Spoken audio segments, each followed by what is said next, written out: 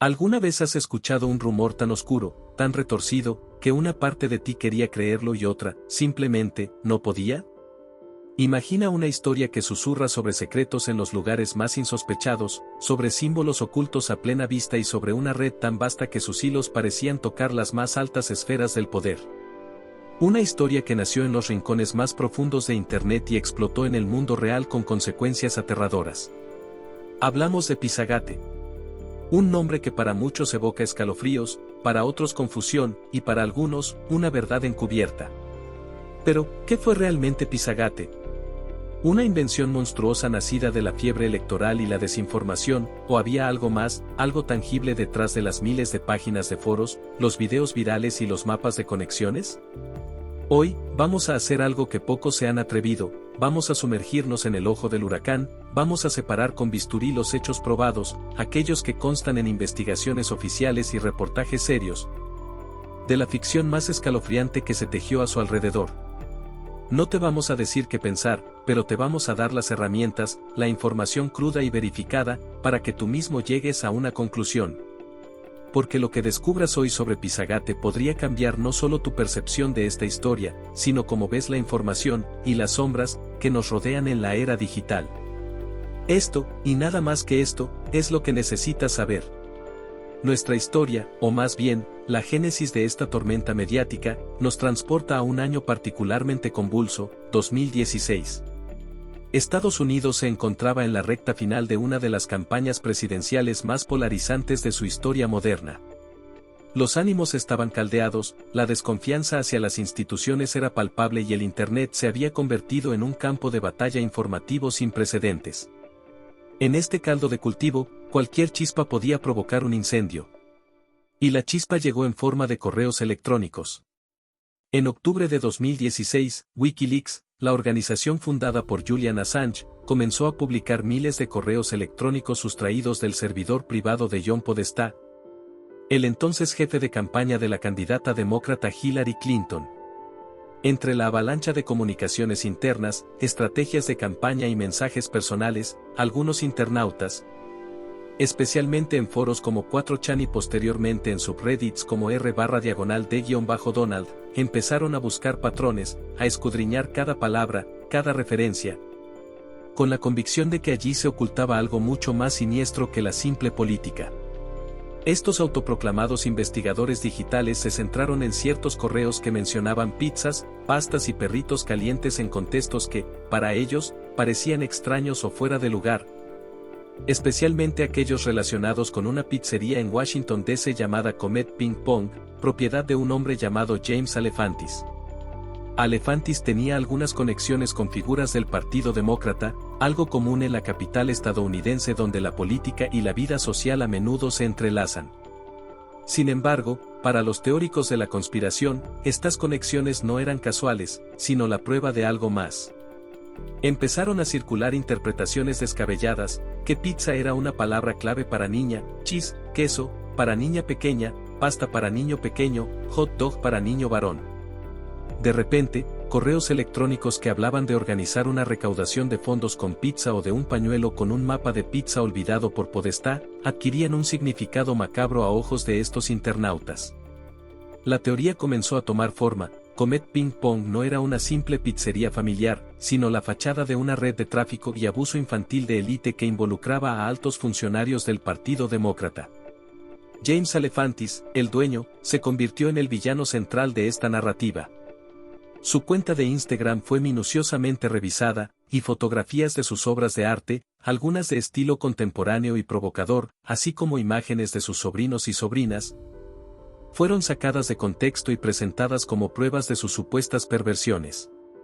Se analizaron los logotipos de negocios cercanos, buscando simbología satánica u ocultista. Incluso los menús del restaurante fueron objeto de escrutinio, con interpretaciones que rayaban en lo absurdo. Cualquier imagen, cualquier palabra, podía ser un eslabón más en la cadena de evidencia. La bola de nieve había empezado a rodar y, alimentada por la viralidad de las redes sociales y la falta de contraste por parte de muchos de quienes la compartían, creció a una velocidad vertiginosa. Plataformas como YouTube, Twitter y Facebook se inundaron de videos y publicaciones que exponían la verdad sobre Pizzagate, a menudo acompañados de música siniestra, flechas rojas señalando detalles insignificantes y una retórica inflamatoria que llamaba a la acción. La narrativa era simple y aterradora: los poderosos, aquellos que debían proteger a la sociedad, eran en realidad depredadores que operaban con impunidad, utilizando un lenguaje en código para ocultar sus crímenes. Esta idea resonó profundamente en un sector de la población ya predispuesto a creer en la corrupción de las élites y ávido de encontrar explicaciones sencillas a problemas complejos. Pizzagate ofrecía un enemigo claro y una causa justa: desenmascarar a los monstruos y proteger a los inocentes. Pero, ¿qué había de cierto en todo esto? ¿Se basaban estas acusaciones en algo más que interpretaciones forzadas y una febril búsqueda de patrones? Para entenderlo, debemos adentrarnos en el supuesto cuerpo de evidencia y analizarlo con la frialdad que la investigación requiere, separando el grano de la paja, el hecho de la ficción. Uno de los pilares fundamentales sobre los que se construyó la teoría de Pizzagate fue la interpretación de un supuesto lenguaje en código utilizado en los correos de John Podestá. Palabras como pizza, pasta, hot dog, cheese, queso, y sauce, salsa, fueron señaladas como términos clave para referirse a niñas, niños, víctimas de abuso y diferentes actos ilícitos. Examinemos esto. Los correos en cuestión, cuando se leen en su contexto original y sin la lente de la sospecha preexistente, hablan de cosas mundanas: organizar eventos de recaudación de fondos donde se serviría pizza, coordinar almuerzos, o incluso bromas internas. Por ejemplo, un correo que mencionaba una fiesta de pizza que duraría 1 hora fue interpretado como una referencia a un encuentro ilícito. Sin embargo, el contexto completo del correo revelaba que se trataba de un evento de campaña para voluntarios. Otro correo famoso fue uno en el que Podestá preguntaba si había dejado un pañuelo con un mapa de pizza en la casa de los Clinton. Los teóricos de la conspiración vieron en esto una prueba irrefutable. Sin embargo, la explicación era mucho más simple: se trataba de un pañuelo con un diseño relacionado con la pizza, un objeto que Podestá había mencionado en otras ocasiones y que, según quienes lo conocían, encajaba con su gusto por objetos peculiares. No había ninguna evidencia, ni en esos correos ni en ninguna investigación posterior, que sugiriera que esas palabras tuvieran un doble significado siniestro dentro del círculo de Podestá. Lingüistas y expertos en análisis de texto que revisaron los correos no encontraron patrones consistentes con el uso de un código complejo. Era, simplemente, gente hablando de comida. Otro elemento crucial para los creyentes de Pizzagate fueron las fotografías y el arte asociados a James Alefantis y Comet Ping Pong. La cuenta de Instagram de Alefantis fue desmenuzada. Fotos de sus sobrinos, a menudo en situaciones familiares cotidianas, fueron reinterpretadas con una óptica maliciosa. Por ejemplo, una foto de un niño con una camiseta que decía "Yo soy el jefe" fue vista como una alusión a la dominación.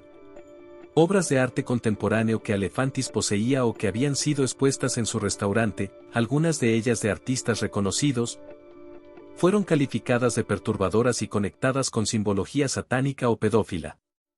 Es cierto que parte del arte contemporáneo puede ser provocador o explorar temas oscuros, pero atribuirle automáticamente una intención criminal a su dueño es un salto lógico sin fundamento. Curadores de arte y críticos señalaron que las interpretaciones hechas por los teóricos de Pizzagate eran amateur y carecían de comprensión sobre el contexto y la historia del arte. Además, muchas de las imágenes que se viralizaron como pruebas ni siquiera estaban directamente relacionadas con Alefantis o Comet Ping Pong. Eran imágenes sacadas de otros contextos oscuros de Internet y atribuidas falsamente a la pizzería para alimentar la narrativa. Los logotipos de Comet Ping Pong y otros negocios cercanos también fueron objeto de un intenso escrutinio. Se buscaron triángulos, espirales y otras formas que, según los teóricos, eran símbolos utilizados por redes pedófilas o cultos satánicos. La realidad es que estos símbolos son extremadamente comunes en el diseño gráfico y pueden tener múltiples significados, o ninguno en particular. Por ejemplo, un logotipo que contenía una estrella fue asociado con el pentagrama satánico, a pesar de ser una estrella de 5 puntas común y corriente. La tendencia a encontrar patrones significativos en datos aleatorios, conocida como apofenia, jugó un papel fundamental aquí. Cuando uno busca con ahínco un tipo específico de símbolo, es muy probable que lo encuentre en casi cualquier lugar, especialmente si se permite una interpretación laxa de lo que constituye dicho símbolo. Se habló mucho de supuestos túneles subterráneos debajo de Comet Ping Pong que se utilizarían para el tráfico de niños. Esta afirmación fue una de las más persistentes y alarmantes. Sin embargo, investigaciones periodísticas exhaustivas, que incluyeron visitas al local y declaraciones de las autoridades, desmintieron categóricamente la existencia de tales túneles. El edificio de Comet Ping Pong tiene un sótano, como muchas otras construcciones, utilizado para almacenamiento y preparación, pero no hay ninguna evidencia de una red subterránea secreta. Planos del edificio y testimonios de empleados y antiguos empleados confirmaron la ausencia de estas estructuras. La idea de los túneles parecía más bien sacada de una película de suspense que de la realidad arquitectónica del lugar. Entonces, ¿por qué tantas personas creyeron en estas pruebas que, examinadas de cerca, se desmoronaban? Aquí entran en juego varios factores psicológicos y sociales. Primero, el sesgo de confirmación. Una vez que una persona empieza a creer en una teoría, tiende a buscar y a interpretar la información de manera que confirme sus creencias preexistentes, ignorando o desacreditando la información que la contradice. Si ya crees que hay una conspiración, cada correo ambiguo, cada obra de arte extraña, se convierte en una pieza más del rompecabezas. Segundo, el efecto de la cámara de eco. En las redes sociales, es fácil rodearse de personas que piensan igual. En foros dedicados a Pizzagate, las interpretaciones más extremas eran reforzadas y amplificadas, creando un consenso aparente que hacía que la teoría pareciera más plausible para quienes estaban dentro de ese círculo. Las voces disidentes o las explicaciones racionales eran a menudo silenciadas o ridiculizadas como parte del encubrimiento. Tercero, la desconfianza generalizada hacia las instituciones y los medios de comunicación tradicionales. En un clima de polarización y escepticismo, muchas personas sienten que las fuentes oficiales de información les están ocultando la verdad.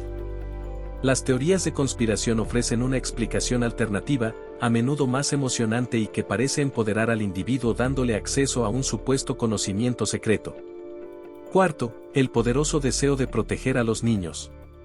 La idea de que los niños están siendo dañados por figuras poderosas es emocionalmente muy potente y genera una respuesta visceral. Pizzagate apelaba directamente a este instinto protector, haciendo que la gente quisiera creer que estaban luchando contra un mal real y tangible. Sin embargo, esta emoción, aunque noble en su origen, fue manipulada y dirigida hacia acusaciones infundadas. Las fuerzas del orden, incluyendo el Departamento de Policía Metropolitana del Distrito de Columbia y el FBI, investigaron las amenazas y las acusaciones relacionadas con Pizzagate. No encontraron ninguna evidencia creíble que respaldara las afirmaciones de una red de tráfico de menores operando desde Comet Ping Pong o involucrando a las personas señaladas por la teoría. Múltiples organizaciones de verificación de hechos, como Snopes y PolitiFact, así como medios de comunicación de renombre como The New York Times y The Washington Post, realizaron investigaciones exhaustivas y concluyeron que Pizzagate era una teoría de conspiración sin fundamento, basada en información falsa y malinterpretaciones. A pesar de esta abrumadora falta de pruebas y de los desmentidos oficiales, la teoría ya había echado raíces profundas en la mente de muchos, demostrando cuán difícil es erradicar una narrativa una vez que se ha propagado ampliamente. La deconstrucción de la evidencia de Pizzagate revela un patrón claro: la toma de información inconexa, su interpretación a través de una lente de sospecha preexistente, y la amplificación de estas interpretaciones en comunidades online, todo ello sin el rigor del contraste o la verificación factual.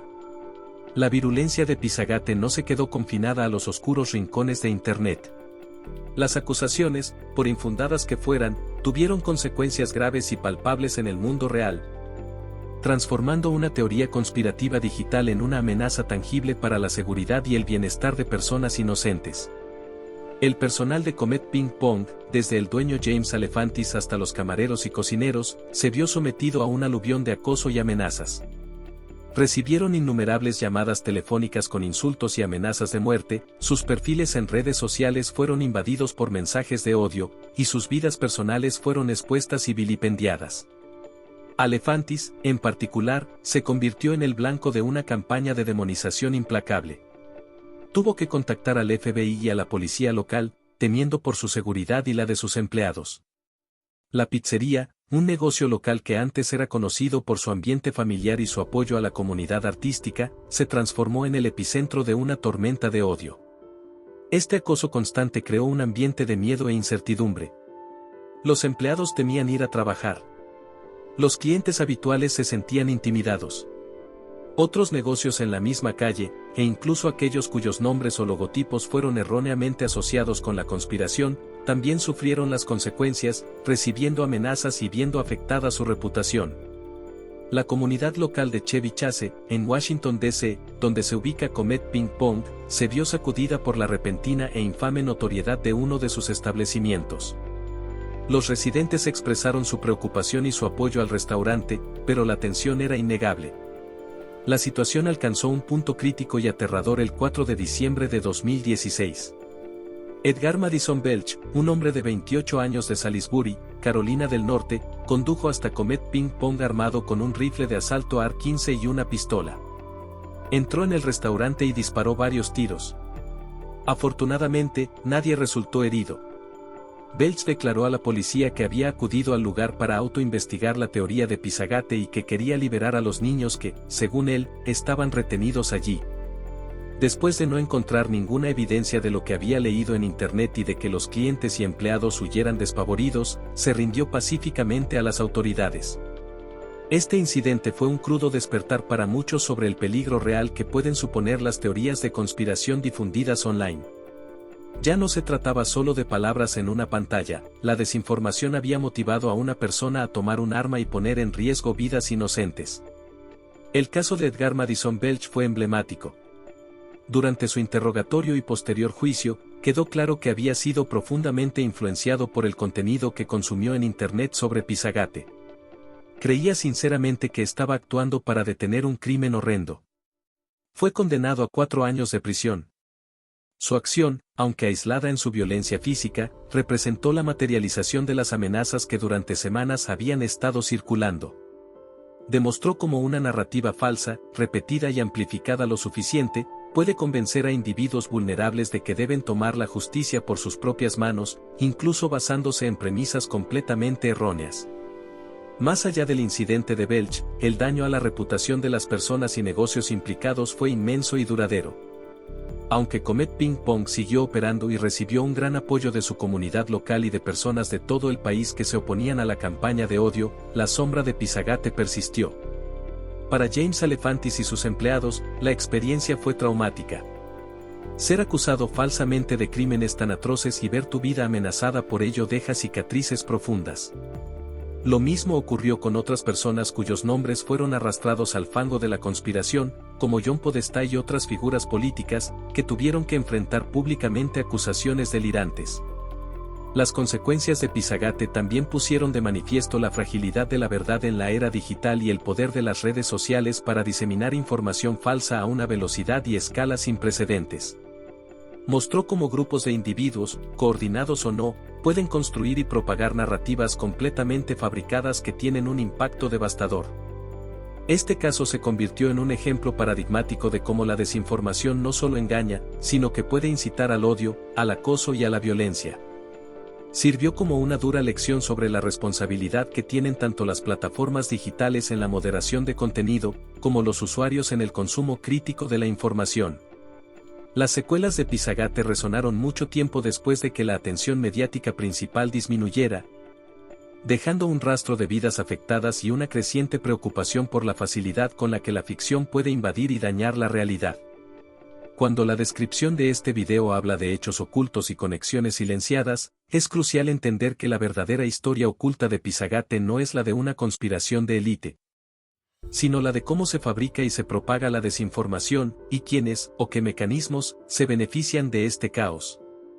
Las conexiones silenciadas no son entre políticos y redes criminales inexistentes, sino entre la psicología humana, los algoritmos de las redes sociales y los actores que buscan sembrar discordia o manipular la opinión pública.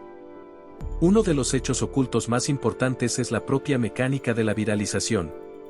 Pizzagate no se extendió por la fuerza de sus pruebas, que eran inexistentes o fácilmente refutables, sino por su capacidad para generar una fuerte respuesta emocional. El miedo, la indignación, el deseo de proteger a los inocentes y la desconfianza hacia el poder son emociones primarias muy potentes.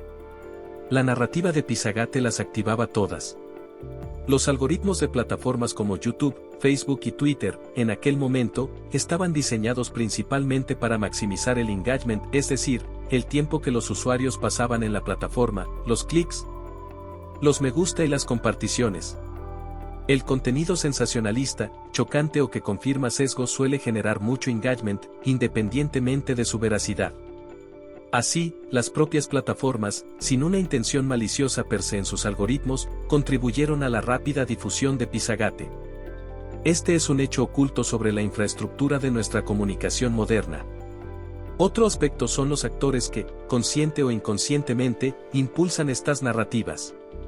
En el caso de Pizzagate, su origen parece estar en comunidades online anónimas como 4chan, donde la creación de lore o narrativas ficticias con apariencia de realidad es una forma de entretenimiento para algunos.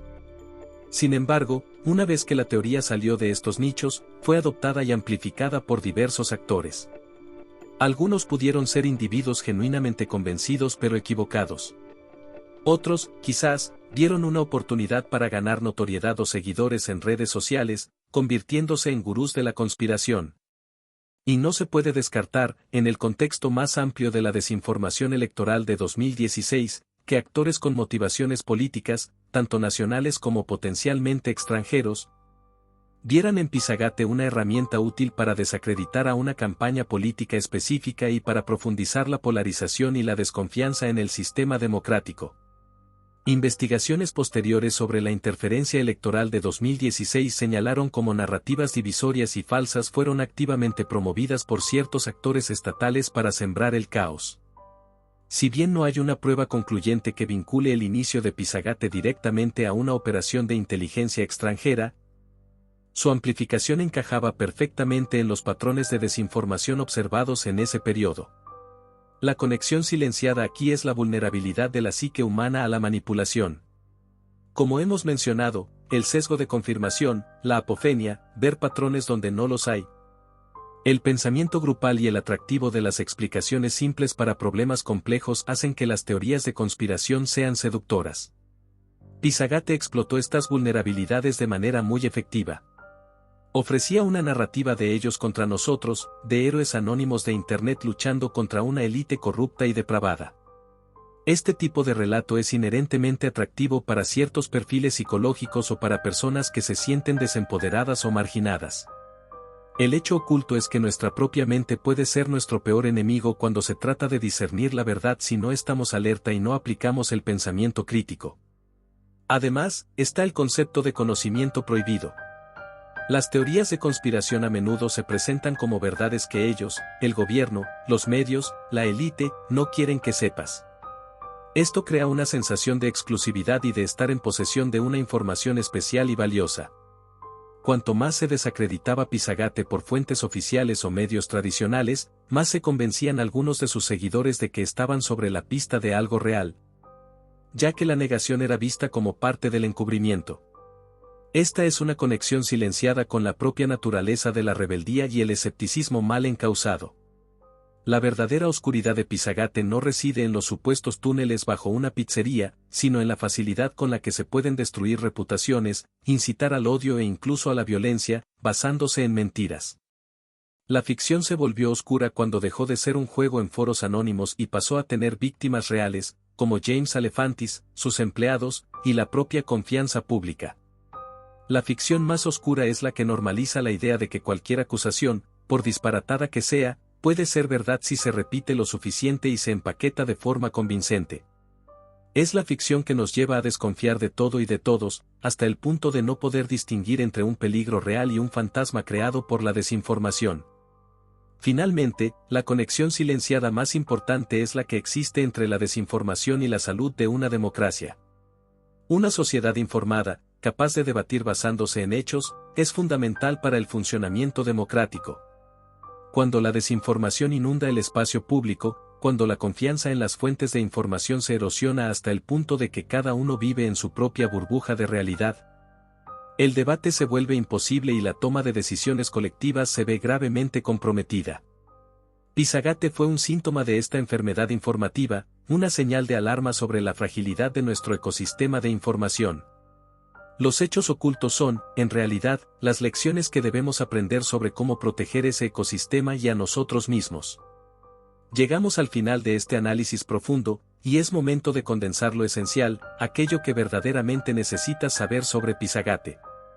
Después de examinar su origen, la supuesta evidencia, las devastadoras consecuencias reales y las dinámicas ocultas de su propagación, la conclusión es clara e inequívoca: Pizzagate fue, y sigue siendo, una teoría de conspiración completamente infundada, un producto tóxico de la desinformación que floreció en un ambiente de polarización y desconfianza.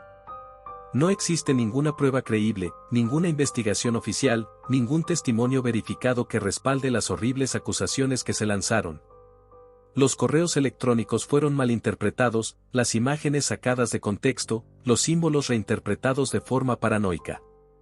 Lo que sí existió fue un daño real a personas inocentes, un miedo palpable y un ejemplo escalofriante de cómo las mentiras pueden viajar a la velocidad de la luz en la era digital. La ficción más oscura de Pizzagate no fue la trama de abuso infantil inventada, sino la realidad de cómo esa invención pudo capturar la imaginación de tantos, cómo pudo llevar a un hombre a tomar un rifle y dirigirse a una pizzería con la intención de rescatar a niños que nunca estuvieron en peligro allí. La oscuridad reside en la facilidad con la que se pueden manipular las emociones, explotar los miedos y convertir a ciudadanos comunes en vectores de una narrativa dañina. La oscuridad está en la erosión de la confianza y en la siembra de una duda tan corrosiva que hace que la verdad objetiva parezca una quimera inalcanzable. Entonces, ¿cuál es la resolución apoteósica de esta historia? No es el descubrimiento de una conspiración oculta, porque tal conspiración, en el caso de Pizzagate, nunca existió más allá de las mentes de sus creadores y seguidores. La verdadera revelación, el gran aprendizaje que debemos extraer de este episodio lamentable, es mucho más importante y tiene implicaciones mucho más profundas para todos nosotros. Pizzagate nos enseña, con una claridad brutal, sobre nuestra propia vulnerabilidad. Nos enseña sobre la imperiosa necesidad de cultivar el pensamiento crítico como una habilidad de supervivencia en el siglo XXI. Nos obliga a confrontar la manera en que consumimos información, las fuentes en las que confiamos y la rapidez con la que estamos dispuestos a compartir algo que resuena con nuestras emociones pero que carece de fundamento fáctico. Esto es lo que necesitas saber: la mayor amenaza que Pizzagate desveló no fue una red secreta de criminales de élite, sino la epidemia de desinformación y la facilidad con la que ésta puede ser armada para causar daño. La verdadera lucha no es contra fantasmas en pizzerías, sino por la integridad de nuestro espacio informativo y por nuestra capacidad colectiva para discernir la realidad. Necesitamos ser más escépticos, pero no cínicos hasta el punto de la parálisis. Necesitamos verificar antes de compartir. Necesitamos enseñar a nuestros hijos y a nosotros mismos sobre alfabetización mediática. Necesitamos apoyar el periodismo riguroso y la verificación de hechos. Necesitamos entender que detrás de cada clic, de cada compartir, hay una responsabilidad. La historia de Pizzagate es una advertencia. Nos muestra un precipicio al que podemos asomarnos si permitimos que la ficción, por muy seductora o aterradora que sea, dicte nuestra percepción de la realidad y nuestras acciones. La resolución no está en buscar más códigos ocultos o conexiones inexistentes, sino en fortalecer nuestras defensas intelectuales y emocionales contra la manipulación. Es reconocer que la verdad importa, que los hechos importan, y que protegerlos es una tarea de todos.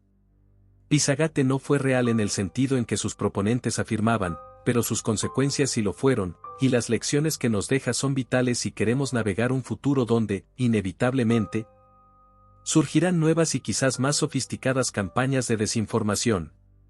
La verdadera victoria sobre las ficciones oscuras como Pizzagate es una ciudadanía informada, crítica y resiliente. Ese es el conocimiento que realmente tiene el poder de protegernos. Y así llegamos al final de esta inmersión profunda en uno de los fenómenos más desconcertantes de la era digital. Espero de corazón que este análisis detallado te haya ofrecido no solo respuestas, sino también una nueva perspectiva sobre cómo abordar la información en un mundo tan saturado de narrativas. Si has encontrado valor en este esfuerzo por separar los hechos probados de la ficción, si crees que es importante tener estas conversaciones y analizar estos temas con seriedad y profundidad, te invito a que nos apoyes. Un simple clic en el botón de me gusta realmente nos ayuda muchísimo a que este tipo de contenido llegue a más personas que, como tú, buscan entender. Y si quieres seguir acompañándonos en futuras investigaciones y análisis, asegúrate de suscribirte al canal y activar la campanita para no perderte nada. Gracias por tu tiempo, por tu atención y por tu curiosidad. Nos vemos en el próximo video.